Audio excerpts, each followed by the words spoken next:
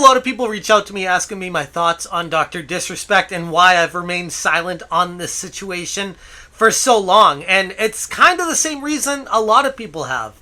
We needed more information before we made any kind of judgment. I'm not going to just jump on this and talk about why I feel like someone's guilty or innocent based off of hearing one side of a story, because there's so much to this. Even now, even with the information that we have from Twitch and from Dr. Disrespect, we still don't have information from the party involved or any actual text messages sent back and forth, or whispers as Twitch called them. We don't have any of the real details. We just have someone's word against someone else's word.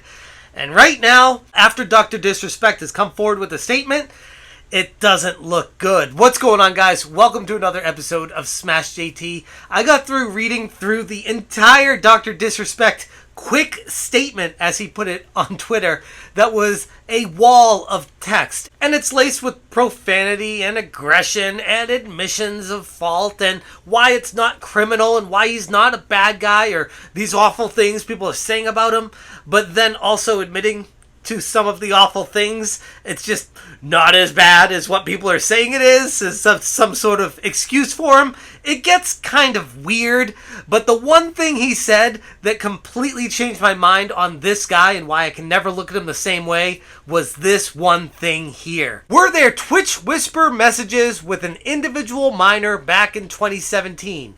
The answer is yes. JT.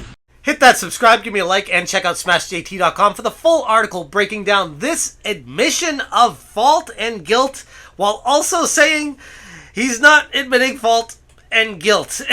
That's basically what I got out of it. Yes, it's not as bad as what some people were insinuating if we are to take Dr. Disrespect at his word with this, which really is all we can do because we don't have any of the physical evidence of text messages or anything that transpired between two parties. It's just him saying, yeah, this stuff happened, but it didn't go as far as you think it did. Here's the problem that I have with all of it. I feel like I'm in a very similar situation in life as Dr. Disrespect is. And well, not to the success levels as he is. And maybe that's the variable that I'm not taking into account here. But I am very happily married. I myself have kids. And it's a situation where I enjoy doing the social media stuff. I like my website. I like YouTube. I like having interactions with you guys. But never in a million years would I ever consider trading lewd messages with not just another viewer, but a viewer who I knew was underage. Like, that in itself, I can't wrap my head around it. How anyone could be making excuses for this kind of action and behavior.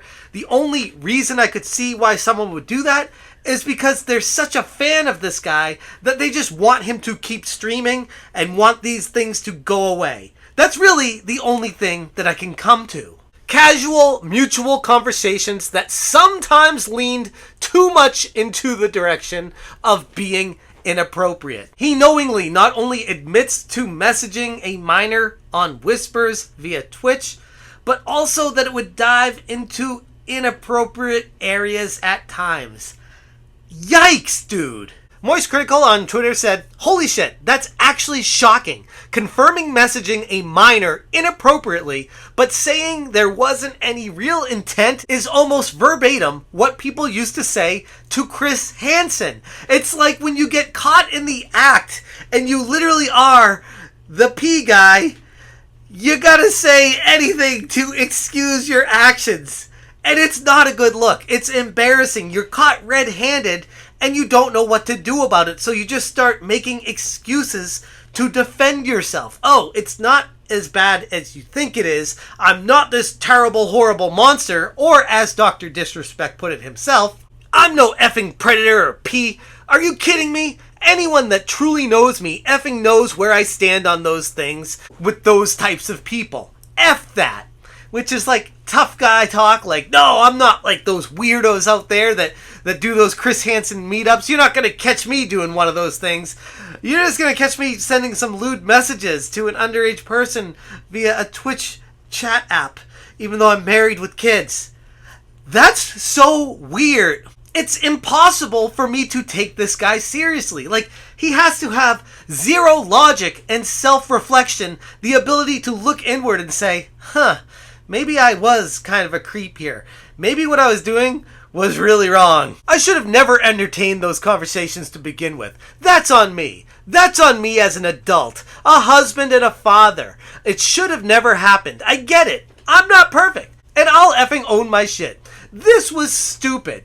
It's like you only want to apologize when you got caught, but it's not like a minor thing that you got caught with. This is a big deal. And what blows my mind is how Twitch ended up not only just booting him from the platform, but ultimately a settlement followed to pay out his entire contract in full, which tells me that Twitch knowingly did something wrong along the lines here as well. The only thing that I could come up with is potentially Twitch was reading his whispers privately, and they shouldn't have been looking into a direct message. They were intervening illegally. So if that's the case, Twitch has their own burden of fault with this as well. I wouldn't say it goes nearly as far as what Dr. Disrespect was doing, but it's one of those weird situations where it's like, yeah, there's no like innocent party here. It looks like everyone is kind of holding a bag of guilt, and it's a very awkward, weird situation all around. Let me be clear, it was not a criminal case against me, and no criminal charges have ever been brought against me. It's like this aggressive, I'm not a criminal because I've never been arrested and had criminal charges brought against me. It's like, yeah, okay, that might be the case, but in the situation of the court of public opinion, you are completely floundering right now. This is embarrassing. Your career is pretty much over. You self-destructed something that is so impossible to achieve in modern society. Fame and success as an initial nobody on social media, growing to the popularity that you did, and then you piss it all away with doing something so stupid. To my team, community, and industry friends that have supported me, I apologize. I wish I could have said all this sooner. To all my haters that live and breathe social media with zero real life experience, I don't give an F about you. Like, there comes the tough guy Dr. Disrespect again. It's like, no, it's not about haters just because people disagree with you, man. I'm not a hater. In fact, one of my best friends, he's like always talking about you. He watches every one of your streams. You're like his favorite content creator out there. So it does me no pleasure in making this video and basically saying, yeah, I didn't really have an opinion on you. I thought it was entertaining at best. I thought it was good. Like, good for you, man. But then I see this kind of stuff and I'm like, what the hell? What's wrong with you? Why would you do that? It just feels like he's blaming his wrongdoings on haters. It's like, I'm innocent, and if you feel like I'm guilty, you're just a hater, and screw you, I don't care about you. Instead of taking accountability and owning up to it, and not caring about what the haters and trolls out there say, but taking full accountability for it. The problem is, he knows how bad what he did was, and when he comes forward and admits to it, it's really bad. And there's no, like, walking that back and saying, yeah, it's not as bad as you think it is. Because it is. We all know the defense mechanisms that come in from human nature when this kind of stuff happens. We've seen it a million times on Catch a Predator. We've seen it a million times on all these TV shows. We've seen it a million times on YouTube when all these people are always like, oh, it's not what you think. It's not this. It's not that. It's like, what the hell are you doing? Of course it's what you think. That's what it is. Disrespect recently said on a live stream on June 23rd that he's taking a break from social media and going on a vacation with his family to get away from all this. I'm feeling burnt out. Maybe it's time to start something new, something different. But I think, first and foremost though, I did have a bit of a planned vacation coming up. But I might extend that starting today. It is what it is. People get fatigued. To be honest, I don't know how long my vacation is, but maybe I extend that. We'll see.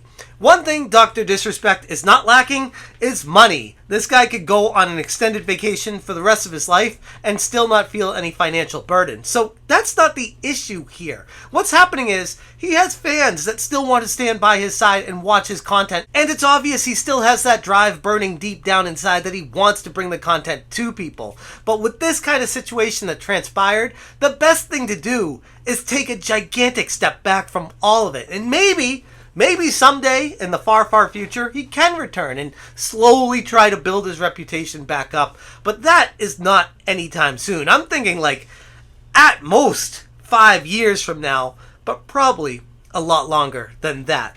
Those are my thoughts on the Dr. Disrespect situation. If you guys want more information or full screenshots of everything, I have it all on the Smash JT article. I will link it in the description below. If you guys enjoy what I'm doing here, hit that join button. I would genuinely appreciate it. Thank you so much for watching, and as always, you stay smashing.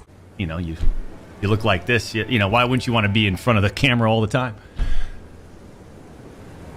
But I'm kind of... I'm exhausted in being in front of the camera. I'm exhausted being on socials. The industry's changed so much. Just so much different energy out there, negative energy and clashing. And from everything that we've experienced as we've started this whole journey together, you know what I mean, champs? And I'm just like, when I go outside, I just feel so much better. Smash